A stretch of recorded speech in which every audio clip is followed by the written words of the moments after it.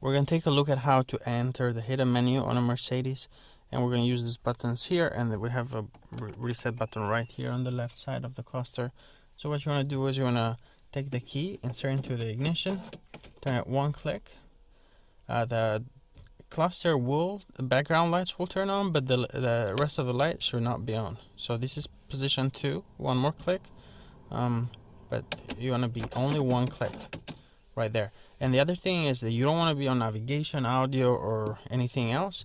Right here you want to show the speed of the vehicle. Okay, so it might be set to display temperature outside, like ambient temperature or outside temperature. That's fine too, but you don't want to be in any of these other settings. Okay, so once you are on there displaying the speed on the left side of the cluster, you want to press that 1, 2, 3, and so that is displaying the voltage. This is the hidden menu, is displaying the battery voltage. If it's below 10, your car is going to struggle to start, so you want to get a jump start. But if it's once the car starts, that should go to around 13 and a half volts. And then here you can look at the other options. Right here you can see the instrument cluster hardware and software versions. And here is ESP, or stability control. Now you do have an ESP button on your dashboard that you can turn off ESP, but this one here is if you are on a dyno test, you can turn this to on, and then it completely disables the ESP.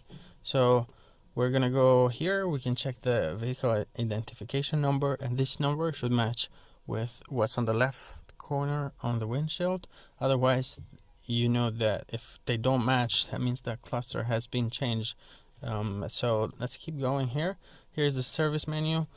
The service data, it just shows how many days are left, or when you need to change the oil and do the next service. Where you want to go is you want to go to confirmation, and right here on the left here you have this button that selects or enters the current menu, and this is exit, so it goes out. So we're gonna select confirmation, and then here you can scroll up and down on the right with plus and minus, but we don't need to scroll because we need to select full service. And that you have to look at service A, B, and C and see what's included on that. It's usually changing the oil and air filters and checking fluids and all of that. But let's select full service on the left here, and says service confirmed. Let's go back. We can exit that.